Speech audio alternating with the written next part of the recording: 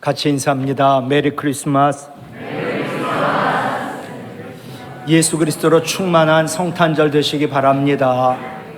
예수님의 충만한 모든 것으로 충만한 예수님의 복, 예수님의 은혜, 예수님의 평강, 예수님의 사랑, 예수님의 능력, 예수님 지혜로 충만한 성탄절 되시기 바랍니다. 오늘 본문의 내용은 잘 압니다. 박사들 동방에서부터 유대 땅까지 왔습니다. 그 목적이 무엇인가? 오늘 본문 앞에 2절에 나와 있습니다. 유대인의 왕으로 나신 이가 어디 계시냐? 우리가 동방에서 그의 별을 보고 가축지어 그에게 경배하러 왔노라. 아멘. 물어볼게요. 여러분들은 오늘 왜 여기 오셨어요? 예수 그리스도에게 경배를, 하나님을 경배하러 오신 줄 믿습니다. 경배하다가 뭘까요? 경배하다라는 헬라어는 무릎을 꿇고 절한다, 신에게 예배한다라는 뜻입니다. 쉽게 말하면 경배는 예배입니다. 이 경배하다는 헬라어가 요한복음 4장에서는 하나님께 예배하다라는 의미로 쓰였습니다. 즉 박사들은 아기 예수께 단지 공경의 마음을 표시하러 온 것이 아닙니다. 아기 예수님이 하나님이시다, 신적 경배, 예배를 드리러 온 것입니다. 여러분, 경배를 받으실, 예배를 받으실 유일한 대상 오직 하나님뿐이십니다. 근데 그 하나님이 예수 그리스도이십니다. 오늘은 성탄주일입니다. 성탄주일 우리가 할 일이 무엇일까? 첫 번째 유일한 경배 대상인 예수님에게 경배하는 것. 근데 중요한 것은 헛된이 아닌 참되게가 중요합니다. 즉 예배라고 다 예배가 아닙니다. 헛된 경배, 헛된 예배가 있고 참된 경배, 참된 예배가 있습니다. 이스라엘 백성들이 하나님이 아닌, 즉 경배의 대상이 아닌 금송아지를 만들어 금송아지에게 절을 하고 경배한 적이 있지요. 모세가 시내산에 올라가 십계명을 받는데 내려오지 않습니다. 그러자 이스라엘 백성들이 아론을 부추겨 가지고 신을 만들어 달라고, 그러자 금을 모아 금송아지 동상을 만들어 그 금송아지 우상에게 경배, 예배를 드렸습니다. 그런데 이 잔재가 아직도 있고, 아니 자본주의는 지금 이런 게 아닌가? 1987년 미국이 주식 대폭락 사태가 일어났고, 그때 모든 세계 경제가 어려웠고, 그럴 때 프랑스의 조각가가 뉴욕 증권거래소 앞에다가 황소가 뿔을 올리듯 주가가 치솟아 올라가기를 소망하며 거기다가 금송아지 동상을 설치했습니다. 금이면 훔쳐갈까 봐 금 비슷한 동상을 만들었고, 이것이 지금 모든 세계 나라 증권가에도 금을 사모하는, 어떻게 하면 돈을 벌까? 그래서 한결같이 금송아지를 의미하는 동상을 세워 절하고 있습니다. 그러나 금이라는 것, 최고의 우리가 원하는 것이지만 그것은 우리에게 필요한 복이지 우리가 결코 경배할 대상은 아닙니다. 우리는 늘 돈에, 금에, 재물에 절하고 살고 있지는 않은가? 유일한 경배 대상 하나님이신 예수님 뿐이십니다. 누가복음 5장에 보면 예수님을 만난 베드로가 그 예수님 말씀하시는 거예요. 물고기 잡는데 한 마리도 못 잡고 그물을 다 정리했는데, 누가복음 5장 4절, 깊은 데 가서 그물을 내려라, 그래서 고기를 잡아라. 아, 이분은 복수, 나는 어부, 이분 틀렸다. 근데도 이분 체면, 예수님 체면을 봐서 내가 믿음 없지만 말씀에 순종한다. 그런데 세상에 고기가 너무나 많아 그물이 찢어지는 복을 받습니다. 그가 그토록 원하던 복, 그물을 얻었는데 그는 고기 앞에, 그물 앞에 베드로는 무릎 꿇지 않았습니다. 대신 그 고기를 주신 예수님 앞에 무릎 꿇어 엎드렸습니다. 그리고 누가복음 5장 8절, 주여 나를 떠나소서 나는 죄인입니다라고 고백하고 예수님에게만 경배하였습니다. 여러분, 하나님 이외에 다른 신에게 경배하는 것 우상 숭배지요. 엄청나게 심각한 죄입니다. 마찬가지로 오늘 하나님에게 경배를 하는데 헛된 경배를 하는 거, 이것 또한 심각한 죄가 된다는 사실을 기억하시기를 바랍니다. 오늘 이왕 오신 거, 아니 하나님 경배하러 예수 그리스도에게 경배하기 위하여 나오셨잖아요. 헛된 경배가 아니라 참된 경배 되길 원합니다. 바리새인들과 마가복음 7장에 보면 예수님이 그러시는 거예요. 헛된 경배 드리지 마라. 그러니까 예수님에게 경배하러 나오셨는데 헛된 경배에 대하여 예수님 직접 말씀하셨습니다. 바리새인과 서기관들, 예수님 제자들이 장로의 전통에 의하면 먹을 때 꼭 손을 씻고 먹어야 되는데 손을 씻지 않고 먹었습니다. 장로들의 전통을 어겼지요. 더러운 부정한 손으로 떡을 먹었지요. 그러자 예수님 보고 당신 제자들 잘못했어 라고 정죄하고 당신도 마찬가지야 예수님까지 비난했습니다. 그러자 예수님 선지자 이사야의 말씀을 인용하시면서 그들이, 바리새인과 서기관들이 하나님을 헛되이 경배했다라고 책망하셨습니다. 그들은 하나님께 예배하는 게 얼마나 거룩한지 모릅니다. 그런데 그들의 삶은 아니었던 겁니다. 우리 주님 원치 않는 헛된 경배가 아닌 참된 경배를 드려야 우리 예배를 받으십니다. 도대체 헛된 경배가 아닌 참된 경배는 뭘까? 마가복음 7장의 말씀입니다. 첫 번째, 참된 경배는 남을 정죄하지 않는 거다. 오늘도 여기 나와가지고 저 사람은 이러니 저 사람은 저러니 계속 내 의의를 가지고 사람들 정죄하고 비난합니다. 그거 아니다. 그런 마음 가지고 예배하는 거, 나 그 예배 안 받아. 도리어 네가 회개하는 거야. 그게 진짜 예배지. 예수님 제자 가운데 몇이 씻지 않은 손으로 떡을 먹어요. 그걸 본 바리새인과 서기관들, 예수님께 당신 제자들은 장로들의 전통인 손 씻지 않았어. 그래서 먹었어. 준행하지 않았어. 부정한 속으로 떡을 먹었어. 당신 책임이야. 비난을 하는 거예요. 그러자 예수님은 바리새인들과 서기관들을 향하여 이사야 말씀을 인용해 가지고 마가복음 7장 7절 같이 읽어요. 그들이 나를 헛되이 경배한다라고 꾸짖으셨습니다. 여러분, 오늘도 나오셔가지고 이 사람 저 사람 비난하고 정죄하고 오늘 이 자리에서 예배드려요? 그 예배 헛된 예배예요. 하나님을 경배한다고 하면서 남을 정죄하고 나는 회개하지 않는 자, 하나님 헛되이 경배하는 자니까 하나님 그 예배 받지 않으셔요. 여러분, 손을 씻지 않은 사람의 더러움은 물로 씻으면 됩니다. 그러나 남을 정죄하고 비판하고 회개하지 않는 사람의 죄는 물로 씻을 수 없습니다. 예수 그리스도의 보혈로만 씻음 받을 수 있습니다. 그러니 오늘도 예수 그리스도의 보혈에 힘입어 나의 죄를 용서해 달라고 회개하는 그 경배, 참된 예배, 그 예배 하나님 받으시는 겁니다. 두 번째, 참된 경배는 하나님을 입술로만 사랑한다고, 공경한다고, 믿는다고 하지 않고 마음으로 하나님 가까이 하는 겁니다. 예수님 제자들을 정죄하며 예수님까지 비판하는 바리새인과 서기관들을 향하여 이사야가 얘기했다, 이미 예언했다, 외식하는 자들이라고. 그러면서 이사야 29장 13절 말씀을 인용하며 그들의 외식을 지적하셨지요. 이사야 29장 13절, 이 백성이 입으로는 나를 가까이 하며 입술로는 나를 공경한다고 하는데, 같이 읽어요. 그들의 마음은 내게서 멀리 떠났나니. 예. 그러니까 예수님 생각하지 않습니다. 예수님 말씀 안중에도 없습니다. 사랑해라, 용서해라, 회개해라.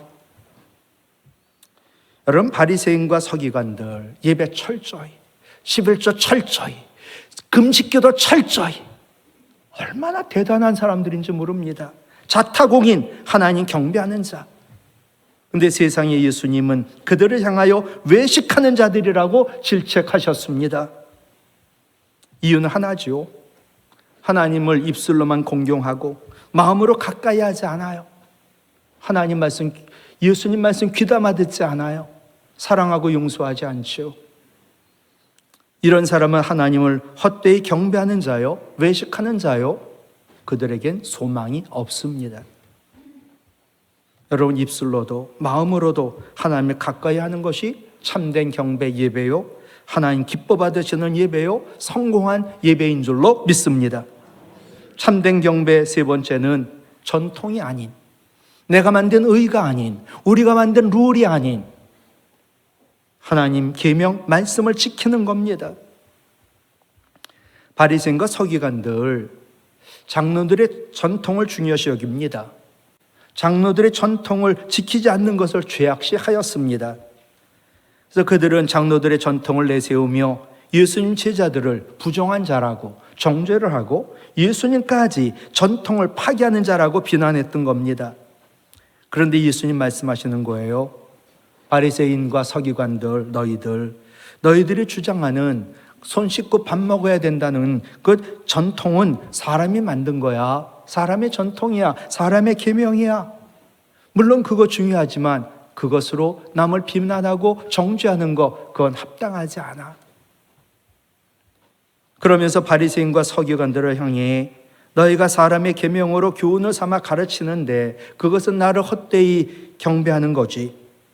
너희가 하나님 계명은 버리고 사람의 계명, 사람의 전통을 지키냐? 그러면서 그들의 종교적 무지와 그들의 전통의 맹목적성을 지적하셨습니다. 여러분, 이스라엘 백성들의 전통이 있어요. 이 장로들의 전통이거든요. 이거 왜 만든지 아세요? 계명을 더 잘 지키려고. 주일 성수해야 된다. 얼마나 맞아요. 주일 성수해야 된다면서 이제 이들이 전통을 만드는 거예요. 늦어도 안 되고 뭐 주일날 뭘 해도 안 되고 막 전통을 만들어요. 그리고 그것을 안 지키면 죄 짓는 거라고 비난하고 용서하지 않고 자꾸 죄를 지으면서 나만 거룩하다고 와서 하나님 경배하고 예배하니 그 공동체가 사랑이 없는 거지요. 외식하는 거지요. 여러분, 장로들의 전통, 하나님 계명의 말씀을 덜 잘 지키기 위하여 만든 거거든요. 근데 문제는 주객이 전도된 거예요. 하나님 말씀인 사랑은 지키지 않고 자기들이 만든 계명을 안 지킨다고 죄인이라고 비난하고 정죄하고 자기만 의를 드러내고, 하나님의 계명인 즉 사랑은 버리고 사람이 만든 계명을 지키는 것, 그것은 하나님을 헛되이 경배하는 거야. 나는 그런 예배 받지 않아. 여러분, 참된 경배로 하나님을 경배하고 예배하길 원하십니까? 세 가지. 남을 정죄하지 말고 나 자신을 회개하시기 바라요. 또 하나님을 입술로만이 공경하는 게 아니라 입술로도 마음으로도 가까이 하며 공경하시기 바라고, 사람이 만든 전통이 먼저가 아니에요. 그거 내려놓고 하나님의 계명인 사랑을 지키시길 바라요.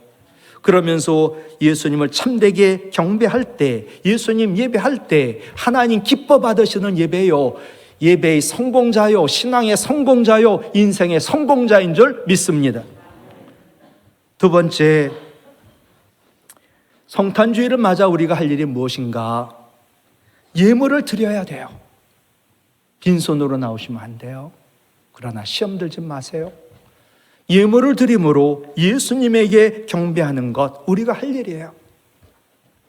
동방 박사들이 별을 보고 너무나 기뻐가지고 별 따라갔지요. 그리고 예수님 만나가지고 귀한 예물을 드리며 예수님에게 경배를 하였어요. 11절. 별 따라가다가 별이 멈춘 그 집에 들어가 아기와 그의 어머니 마리아가 함께 있는 것을 보고 시작. 엎드려 아기께 경배하고 보배합을 열어 황금과 유향과 몰약을 예물로 드리니라. 아멘. 동방 박사들은요, 아기 예수님을 경배하기 위하여 멀고 먼 길을 왔거든요. 그런데 빈손으로 오지 않았어요. 그들은 황금과 유향과 몰약을 예물로 드리며 예수님에게 경배했지요. 고대 나라에서는 왕이나 높은 자들을 갈 때는 예물을 드리면서 아련했거든요. 여러분 아는 것처럼 야곱, 이스라엘로 바뀌었지요. 그의 자손 70명. 그들이 애굽에 들어갑니다. 기근으로. 근데 그때 들어갈 땐 빈손이었습니다. 근데 그들이 애굽에서 나올 때는 200만 정도 되는 사람들이 나오며 빈손이 아니었어요. 금과 은은 물론 소, 양떼 그리고 약대를 몰고 나오고 그들의 보따리마다 가득가득 채워서 하나님 나오게 하셨죠.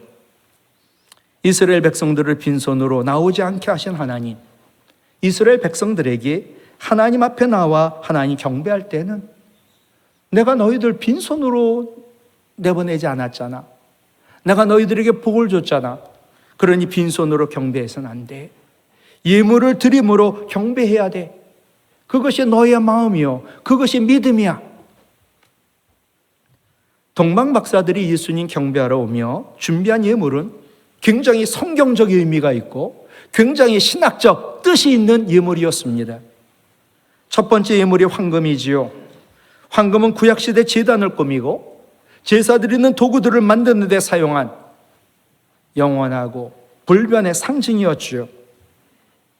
박사들이 황금을 예물로 드렸다는 것, 예수님 당신은 만왕의 왕이세요. 예수님은 나의 왕이세요. 예수님은 영원한 왕이세요. 그 예수님을 경배한 것이지요.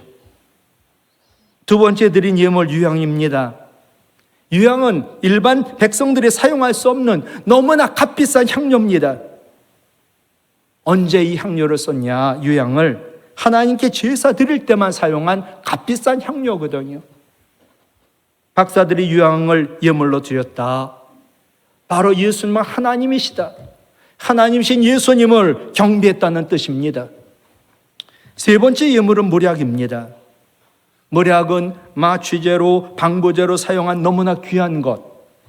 세상에 예수님이 십자가 지실 때 예수님을 고통하지 않게 하려고 예수님이 십자가 지는 걸 아는 거지요. 그래서 몰약을 드려요. 예수님 죽어도 썩지 말라고 몰약을 드린 거예요. 즉 예수님이 그리스도라는 거지요.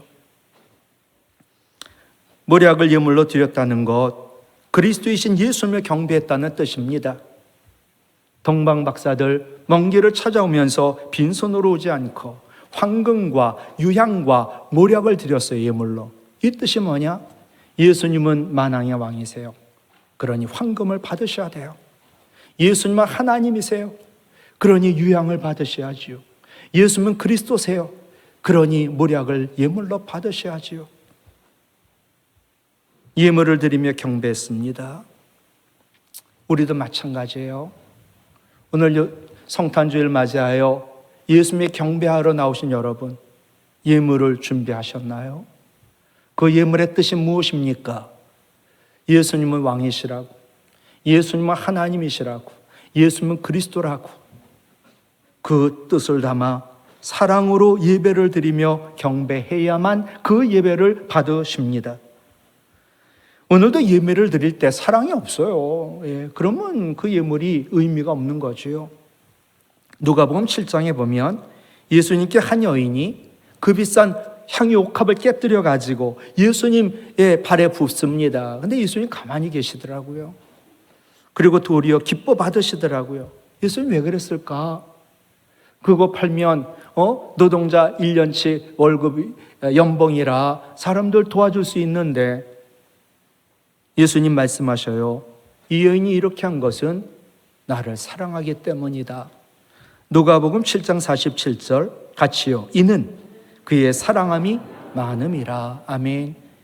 오늘도 하나님 사랑 많이 하면 예물이 귀하고 값지고 많은 줄로 믿습니다. 여러분 혹이라도 나는 11조를 어려운 교회에다 드려, 이것은 예물이 아니에요.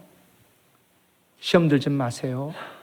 내가 다니는 교회, 내가 적을 둔 교회, 거기다가 11조를 드리는 게 예물이에요. 어려운 교회 돕는 것은 구제예요. 하나님 사랑하니까 11조도 드리고 남을 구제도 하고. 여러분 자녀를 위하여 쓰는 돈 아깝지 않아요. 내가 못 먹고 못 입어도 형편이 어려워도 어떻게 해서든지 돈 마련하여 자녀 주거든요. 왜요? 사랑하니까. 예. 그럼 물어볼게요. 자녀를 향한 사랑의 마음, 하나님을 향한 사랑의 마음, 여러분 같아요? 아니면 하나님을 향한 사랑의 마음이 더 커요? 하나님 그걸 원하세요. 오늘 예물 강요하지 않아요. 예물은 강요해서 내는 게 그건 예물이 아니에요. 내가 하나님 사랑하니까 마음의 감동으로 기쁨으로 드리는 예물만 하나님 기뻐 받으셔요. 제가 당뇨도 있고 고혈압도 있고 완전히 몸뚱어리가 그냥 아픈 거 천재인데 혈당 체크하고 혈압 체크하거든요. 암의 경험이 있는 분들, 지금도 암 치료를 받는 분들은 암 수치를 체크해요. 굉장히 중요하거든요. 근데 그거보다 더 중요한 게 뭔지 아세요? 내가 오늘 하나님 앞에 나와 경배할 때 내가 드리는 경배, 이 예배에 나의 생명이 담겨져 있나요? 내가 드리는 예물, 제물인데 거기에 사랑이 담겨져 있나요? 얼마나 즐겁게 많이 하나님께 드리나요? 그걸 체크하셔야 돼요. 바울은 마게도냐 교회가 어려운 형편에도 예루살렘 교회를 도우려고 하나님께 풍성한 연보를 넘치도록 드립니다. 그것을 얘기하는 거예요. 하나님께 드리는 예물로 하나님에 대한 사랑의 진실함이 증명이 되었다. 내가 하나님께 드리는 예물로 하나님을 사랑하는 진실함이 증명이 되었다. 하나님 다른 거 보지 않으세요? 우리가 드린 예물이 그 안에 하나님 사랑에 대한 증명이 있다고 보시는 거예요. 동방 박사들이 예물을 드렸는데 저는 사랑으로 예물 드리며 예수님을 경배했다라고 믿습니다. 프린스턴 대학 교수였던 할레 반 다이크, 동방 박사가 원래 4명이었다. 알려지지 않은 4번째 동방 박사는 알타반이었다. 이제 이런 글을 썼어요. 근데 이 알타반이라는 4번째 동방 박사가 황금, 유향, 물약이 아닌 그가 준비한 예물이 청옥, 루비, 진주였다. 그리고 그가 예수님 만나러 가며 노잣돈, 재물을 준비하고 갔다. 그런데 세 동방 박사랑 만나기로 한 곳을 향하여 갈 때 유브라테스 강 건널 무렵 강도 만나 사경을 헤매는 사람을 이 알타반이 약 발라주고 안전한 곳으로 옮겨주고 가지고 있던 빵과 재물까지 주고 그리고서 약속한 장소에 도착하니 세 동방 박사는 떠나고 없었다. 그래서 혼자 할 수 없이 베들레헴으로 갔지만 친구 동방 박사 셋은 아기 예수 경배하고 돌아갔다. 아기 예수 어디 있을까? 아기 예수를 찾고 있을 때 갑자기 이 4번째 동방 박사 알타반이 비명 소리를 들었다.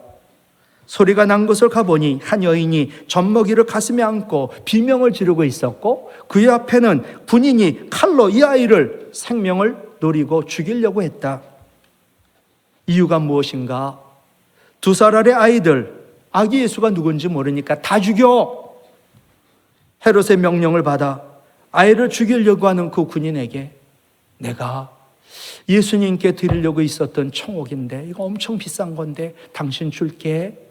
그러니까 이거 받고 아이 좀 살려줘. 주님께 드릴 예물 청옥을 주고 아이를 살려줬습니다. 그 후에 아기 예수님을 찾아 애굽으로 찾아가고 헤매던 알타반, 애굽에 가니 가난하고 불쌍한 사람이 얼마나 많은지 그들을 그냥 외면할 수가 없어 그들을 도우려고 예수님께 드리려고 했던 2번째 예물인 루비를 팔았다.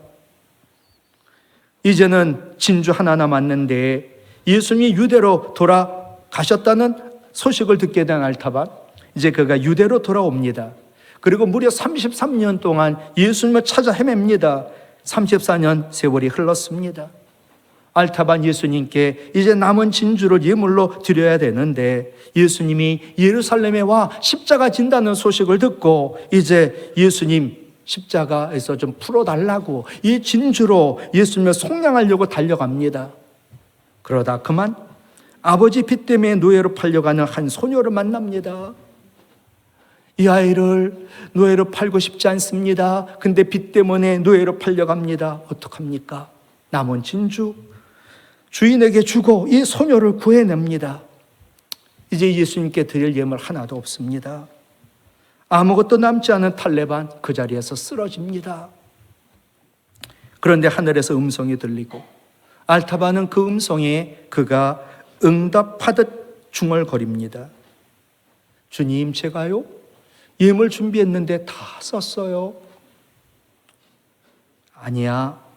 너는 나에게 먹을 것, 마실 것, 귀한 걸 다 주었다. 주님, 제가 언제 주님에게 먹을 것, 마실 것 다 주었나요? 33년 주님 찾아다녔습니다. 예물 드리려고. 근데 주님을 본 적도, 섬긴 적도, 예물을 드린 적도 없습니다. 주님 말씀하시는 거예요. 지극히 작은 자 하나에게 한 것이 곧 내게 한 것이다. 아멘. 말씀 마칠게요. 오늘도 예수 그리스도를 경배하러 나오셨지요? 예물을 드림으로 예수님 경배하시기 바라요. 그런데 삶 가운데도 지극히 작은 자에게 사랑을 나누어 주며 진짜 예수님 경배하시기 바랍니다. 오늘 말씀 종합하면 우리도 뜻있는 예물을 드리고 또 남을 정죄하지 않고 내가 회개하고 또 입술로만 주님 공경하는 게 아니라 마음으로 하나님을 가까이 하고 또 사람의 의나 규칙이나 전통이 아닌 하나님 계명, 즉 사랑을 잘 지킴으로 예수님을 잘 경배하고 가치 있는 인생, 예배의 성공자, 신앙의 성공자, 인생의 성공자가 되시기를 주님의 이름으로 부탁을 드립니다.